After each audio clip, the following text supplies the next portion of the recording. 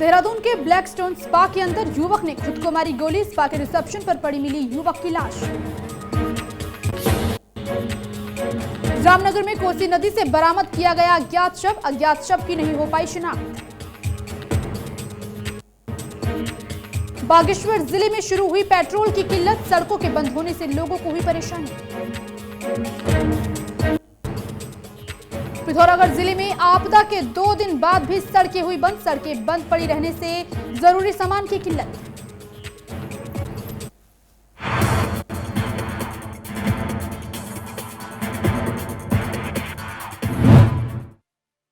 नमस्कार, मैं राखी और आप देख रहे हैं न्यूज 31 उत्तराखंड। और अब वक्त हो चुका है उत्तराखंड बुलेटिन का। अल्मोड़ा के ओलिया गांव शीतला खेत में एक महिला छत से गिर गई। महिला को गंभीर चोटें आई हैं, जिसको अस्पताल में ले जाने के लिए एसडीआरएफ की आवश्यकता पड़ी, जिसके बाद आपदा नियंत्रण कक्ष अल्मोड़ा से एसडीआरएफ टीम को अवगत कराया गया। सूचना पर पोस्ट सीरिया पानी से मुख्य आरक्षी बहादुर सिंह बजेठा की टीम तत्काल घटनास्थल के लिए रवाना हुई। रेस्क्यू टीम मुख्य मार्ग से पैदल चलकर घटनास्थल पर पहुंची और घायल महिला को पैदल मुख्य मार्ग तक पहुंचाया गया, जहां से महिला को अपने वाहन की सहायता से बेस अस्पताल में भर्ती कराया गया।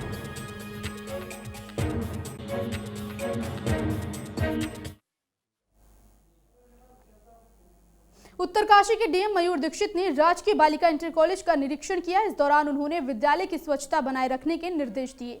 वहीं जिलाधिकारी ने 9वीं कक्षा की बालिकाओं को गणित भी पढ़ाई और गणित से संबंधित जरूरी टिप्स भी दिए। वहीं जिलाधिकारी ने कहा कि कोविड काल में जो शिक्षण कार्य प्रभावित हुआ है, उसको पूर्ण करने का प्रयास किया जा रहा है। वहीं जिलाधिकारी ने ये भी कहा कि मुख्यमंत्री के निर्देशों के क्रम में अन्य अधिकारियों को भी निरंतर जनपद के विद्यालयों के निरीक्षण के लिए प्रोत्साहित किया जाएगा, ताकि स्कूल की कार्यशैली में सुधार आएगा और छात्र छात्राएं भी प्रोत्साहित होंगे।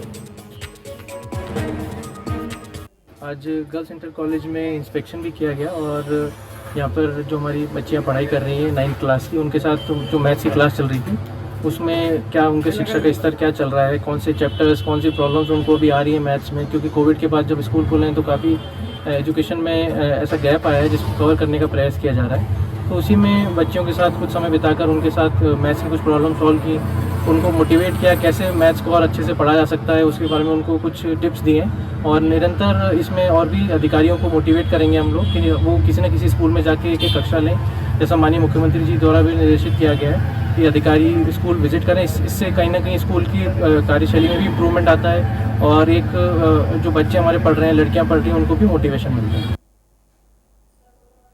ऊधम सिंह नगर के नानकमत्ता मंडी समिति में सरकारी तोल केंद्र में धान की तोल जारी है। दरअसल 1 अक्टूबर से शुरू हुई धान तोल के बाद अभी तक कुल किसानों के धान की 2,03,149 क्विंटल फसल सरकारी कांटों में तुल चुकी है। इस दौरान मंडी सचिव जय सिंह बोनाल ने बताया कि मंडी समिति में 2,03,149 क्विंटल खरीद अभी तक हुई है। वहीं मंडी समिति में व्यापारियों की ओर से अभी तक 1,69,332 क्विंटल की खरीद हुई है, जबकि क्रय केंद्र पर 33,970 क्विंटल खरीद हुई है। वहीं मंडी सचिव का कहना है कि किसानों की सुविधाओं का ख्याल रखा जा रहा है और मंडी में प्रवेश के लिए किसानों को टोकन दिए जा रहे हैं।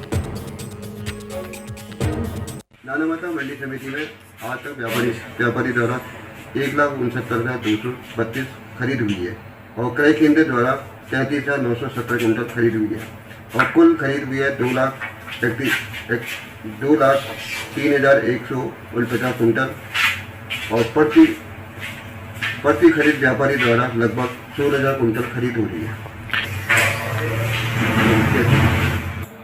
किसानों को टोकन के माध्यम से अंदर गेट प्रवेश की जाती है, साथ ही साथ उनके साथ प्रवेश की तैयारी की जाती है।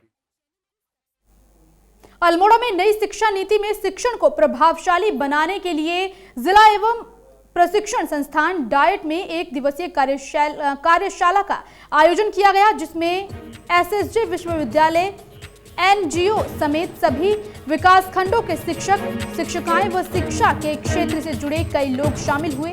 कार्यशाला में राज्य पाठ्यचर्या रूपरेखा को लेकर चर्चा की गई। आपको बता दें कि कार्यशाला में मौजूद शिक्षक प्रशिक्षकों ने भावी शिक्षण व प्रशिक्षण को लेकर अपना सुझाव रखा। वहीं कार्यक्रम के संयोजक डॉक्टर HC जोशी ने बताया कि शिक्षण प्रशिक्षकों द्वारा दिए गए सुझावों का संकलन कर SCRT देहरादून को भेजा जाएगा। डाइट अल्मोड़ा के तत्वाधान में आज यहाँ राष्ट्रीय शिक्षा नीति पे एक गोष्ठी रखी गई है, जिसमें शिक्षक प्रशिक्षक के किस तरह से बेहतर कार्य कर सके और उसमें सुझाव करने के लिए ये गोष्ठी रखी गई है।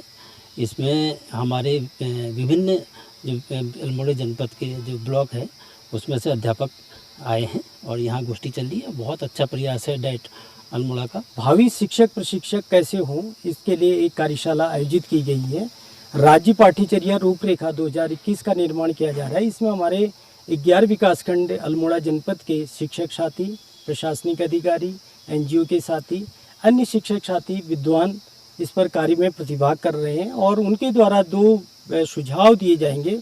उन सुझावों का संकलन करके SCRT उत्तराखंड देहरादून को इसमें प्रेषित किया जाएगा। प्रथम चरण में हम लोगों ने DRG के जो मेंबर थे अल्मोड़ा जनपद के, उनके साथ कार्य किया, उनके जो सुझाव थे उनका संकलन किया। पुलिस लाइन देहरादून में पुलिस स्मृति दिवस परेड कार्यक्रम 2021 का आयोजन किया गया। कार्यक्रम में मुख्यमंत्री पुष्कर सिंह धामी ने मुख्य अतिथि के तौर पर शिरकत की। इस दौरान शहीद पुलिसकर्मियों को याद कर उन्हें भावभीनी श्रद्धांजलि दी गई। कार्यक्रम में GDP अशोक कुमार समेत तमाम पुलिस अधिकारी उपस्थित रहे। इस दौरान मुख्यमंत्री पुष्कर सिंह धामी ने बड़ी घोषणा की। मुख्यमंत्री पुष्कर सिंह धामी ने 20 वर्ष से सेवा पूर्ण कर चुके उत्तराखंड पुलिस के सिपाहियों को, वहीं मुख्यमंत्री की इस घोषणा के बाद तमाम पुलिसकर्मियों में खुशी की लहर है। तो वहीं DGP अशोक कुमार ने इस घोषणा के लिए CM का आभार व्यक्त किया। आपको बता दें कि 21 अक्टूबर 1959 को लद्दाख में बर्फीले क्षेत्र में केंद्रीय रिजर्व पुलिस की एक गश्ती टुकड़ी के 10 जवानों ने चीनी अतिक्रमणकारियों से लोहा लिया था। इन्हीं वीर सपूतों के बलिदान की स्मृति में प्रत्येक वर्ष 21 अक्टूबर को पुलिस स्मृति दिवस के रूप में मनाया जाता है।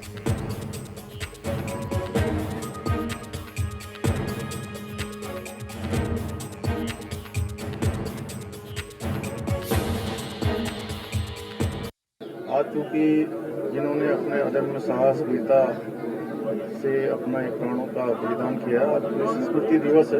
आज बहुत बड़ा दिन है जिस दिन हम ऐसे शहीद पुलिसकर्मियों को, पुलिस के जवानों को, पुलिस के अधिकारियों को आज उनको स्मरण करते हैं। उनका स्मृति दिवस है। तो आज के दिन हमने घोषणा की कि 1 बैच के लोगों को उनका ग्रेड ब्रेकअप दिया जाएगा। सबसे पहले पुलिस स्मृति दिवस के अवसर पर देश भर के जो पुलिस के शहीद हुए हैं इस वर्ष, पुलिस और केंद्रीय सशस्त्र पुलिस बलों के 377 जवान, मैं उनको भावभीनी श्रद्धांजलि देता हूँ। और जो आज माननीय मुख्यमंत्री जी ने घोषणा की है वो बड़ी दूरगामी है, जैसे कि पुलिस के शहीदों के नाम से सड़कों का नामकरण किया जाएगा। हरिद्वार के विकासखंड बहादुराबाद के सुमन नगर क्षेत्र में बनाई जा रही सड़क को लीपापोती करके तैयार कर लिया गया है। सड़क के फिनिशिंग में पास की नदी का घटिया बालू उपयोग में लाया गया है। वहीं घटिया बालू को भी सड़क बनाने के लिए पास कर दिया गया है, जिसका फायदा सड़क बनाने वाले ठेकेदार को हो रहा है, जिससे सरकार के धन को तो चूना लग ही रहा है, साथ में सड़क की गुणवत्ता के साथ भी खिलवाड़ किया जा रहा है। फिलहाल ग्रामीणों ने इस सड़क के काम को रुकवा दिया है, लेकिन ठेकेदार की दबंगई के चलते ग्रामीणों का ज्यादा दिन तक ये काम रुकवा पाना असंभव है। ग्रामीणों ने आरोप लगवाया है कि ठेकेदार को विभागीय अधिकारियों का संरक्षण मिल रहा है। अब सवाल ये खड़ा होता है कि आखिर ठेकेदार को किसका संरक्षण मिल रहा है और उचित स्तर के जिला प्रशासनिक अधिकारी इस तरह की लापरवाही पर लगाम लगाते हैं या नहीं, या फिर ऐसा ही आंख मिचोली का ये खेल चलता रहेगा।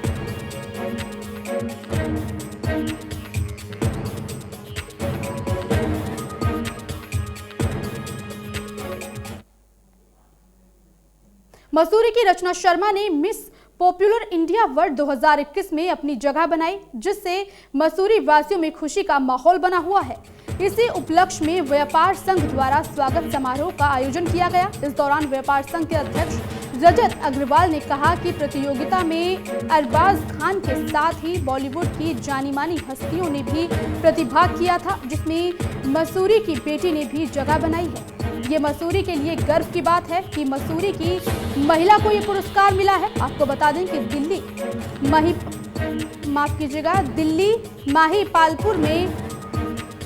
दिल्ली महिपालपुर में स्काईवॉक प्रोडक्शन कंपनी द्वारा मिस्टर एंड मिस इंडिया प्रतियोगिता वर्ष 2020-2021 का आयोजन किया गया था, जिसमें रचना शर्मा टॉप 5 में अपनी जगह बनाई थी। वहीं इस दौरान रचना शर्मा ने कहा कि इसके लिए उन्हें अपने परिवार का आभार जताना चाहा। वहीं उन्होंने हर समय उनका साथ दिया। साथ ही वे अपील करती हैं कि महिलाएं इससे प्रेरणा लें, इसके लिए उनकी कोई उम्र मायने नहीं रखती। वहीं रचना ने मसूरी पहुंचने पर मसूरी वासियों का दिल से आभार व्यक्त किया और कहा कि यहाँ की प्रकृति और प्रेम से ही वो आज ये मुकाम हासिल कर पाई है। जितना अच्छा महसूस मैं उमराव दिल्ली में महसूस कर रही थी, शायद उससे बहुत ज़्यादा अच्छा मैं अपने मसूरी परिवार के बीच में महसूस कर रही हूँ। बिकॉज़ ये गर्व की बात है कि 50 इयर्स की एज में मैं शायद पहली महिला हूँ उत्तराखंड से जिन्होंने ये खिताब जीता है और इस प्लेटफॉर्म पे गए। बिकॉज़ ये एक इंटरनेशनल प्लेटफॉर्म था और जिसमें मुझे बहुत अच्छा लगा और मुझे बहुत प्राइड फील हुआ कि मैंने उत्तराखंड का नाम रोशन किया।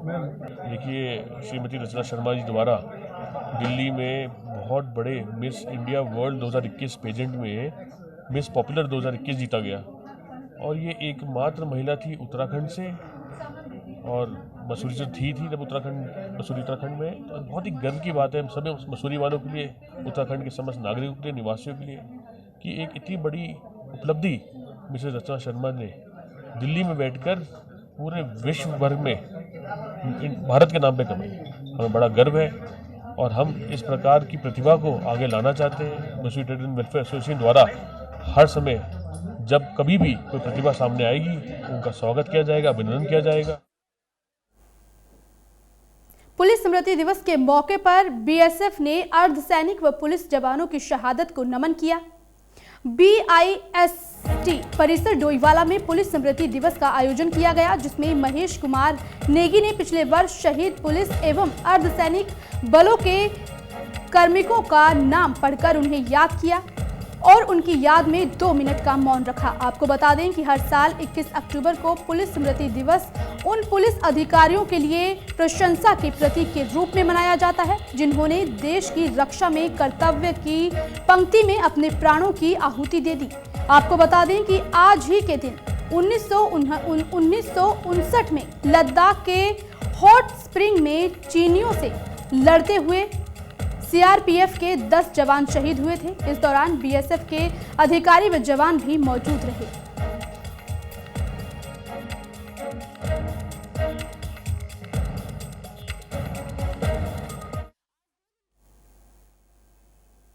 बाजपुर में बेमौसम हुई बारिश से जलभराव हो गया है, जिसकी वजह से व्यापारियों की दुकानों में पानी घुस गया है और लाखों का नुकसान हो गया। वहीं नुकसान का जायजा लेने और व्यापारियों का हौसला बढ़ाने के लिए भाजपा प्रदेश प्रवक्ता राजेश कुमार ने व्यापारियों से मुलाकात की और उन्होंने व्यापारियों को सरकार द्वारा मदद दिलाने का भरोसा दिया। इस दौरान राजेश कुमार ने कहा कि किसी भी व्यापारी ने दीपावली के लिए पूरी तैयारी की थी, लेकिन बारिश ने व्यापारियों की उम्मीदों पर पानी फेर दिया। उन्होंने कहा कि बारिश से किसानों की फसल भी पूरी तरह से नष्ट हो चुकी है। साथ ही उन्होंने पीड़ित लोगों को सरकार पर भरोसा रखने की बात कही है। उन्होंने ये भी बताया कि जिले में प्रभारी मंत्री स्वामी यतीश्वरानंद भी जल्द क्षेत्र के पीड़ित लोगों से मुलाकात करेंगे। देखिए, मैं आपके माध्यम से बताना चाहता हूँ, बहुत दुख है और बाजार में जो है बहुत ही निराशाओं का माहौल है। जो व्यापारी हैं, जिन लोगों ने दीपावली के अवसर के लिए तैयारी कर रखी थी, बिक्री करेंगे, बहुत सपने सजाए थे। मैं दुकानों में जा रहा हूँ, बस उनके आंसू नहीं निकलने हैं, भगवान उनको शक्ति दे। और मैं तो एक आम कार्यकर्ता, एक उनके परिवार का हो करके घूम रहा हूँ, मगर ये सारी पीड़ा जो है, मैंने माननीय मुख्यमंत्री से 3-4 बार कल बात हुई है और उन्होंने भी स्थलीय निरीक्षण किया है। मैं राजनीति से ऊपर हट के कहता हूँ कि अब मुझे माननीय मुख्यमंत्री जी पे बहुत विश्वास है और अपनी सरकार पे बहुत विश्वास है। पिथौरागढ़ जिले के उच्च हिमालयी क्षेत्रों में फंसे पर्यटकों का वायुसेना द्वारा रेस्क्यू किया जा रहा है। वायुसेना के हेलीकॉप्टर की मदद से व्यास और दारमा घाटी में फंसे 62 पर्यटकों को पिथौरागढ़ जिला मुख्यालय और धारचूला पहुंचाया गया। इसमें से 3 बीमार सहित 7 लोगों को हेलीकॉप्टर की मदद से बरेली स्थित हायर सेंटर भेज दिया गया है। वहीं कुछ स्थानीय लोगों को भी नीचे लाया गया। जानकारी के अनुसार उच्च हिमालयी क्षेत्रों में एक पर्यटक के साथ 2 स्थानीय लोगों की मौत की सूचना भी मिली है। जिलाधिकारी का कहना है कि शुक्रवार को भी वायुसेना का ऑपरेशन जारी रहेगा।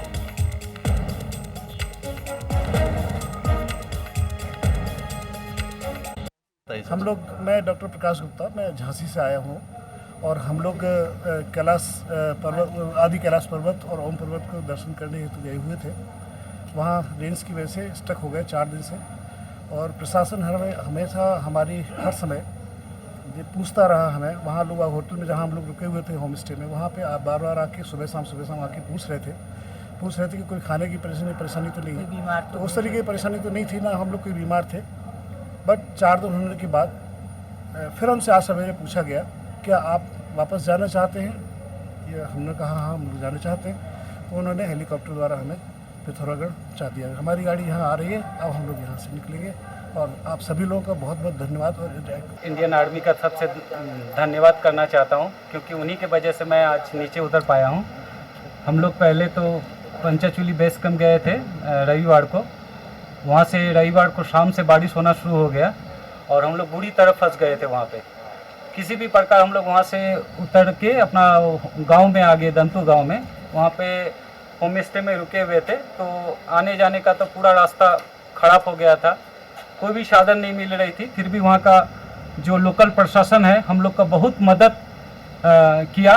आज हमारे एयर एफर्ट्स काफ़ी सब्सटेंशियल तरीके से स्टार्ट किए गए थे। 30 लोगों को चिनूक के थ्रू हम लोगों ने, गुंजी में जो स्ट्रैंडेड लोग हैं उनको हम लोगों ने रेस्क्यू किया फर्स्टली। सेकंड, हमारा ALH फोर्स से हम लोगों को मिला है, उसके थ्रू हमने एक मेडिकल इमरजेंसी जिसमें एक रिसेंटली डिलीवरी वाला केस था, उसको हम लोगों ने सीजन से कवर किया। उसके बाद में हम लोगों के ऑपरेशंस चल में जो डेड बॉडीज़ के लिए हम लोगों ने जो टीम्स भेजी, पोस्टमार्टम टीम्स, वो हम लोगों ने भेजी। और फाइनली तेदांग से स्ट्रैंडेड लोगों को हम लोग ला रहे हैं। और जो हम लोगों ने अपना सिविल चॉपर यूज़ किया, उसमें पिथौरागढ़ की 2 मेडिकल इमरजेंसीज़ को हम लोगों ने एड्रेस किया है।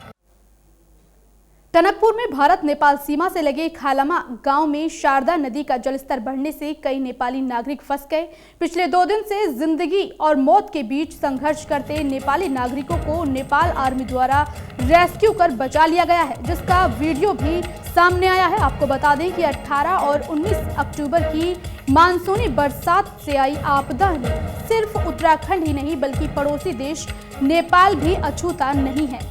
इस आपदा की भेंट महाकाली नदी के नजदीक बसने वाला खालमा गांव भी चढ़ा है। इस दौरान कई नागरिक गांव में ही फंस गए और नदी का जलस्तर बढ़ने से ये लोग पानी के बीचों बीच घिरे रहे। लेकिन अब आखिरकार नेपाल आर्मी ने फंसे नेपाली नागरिकों को सुरक्षित एयरलिफ्ट करने में कामयाबी हासिल कर ली है।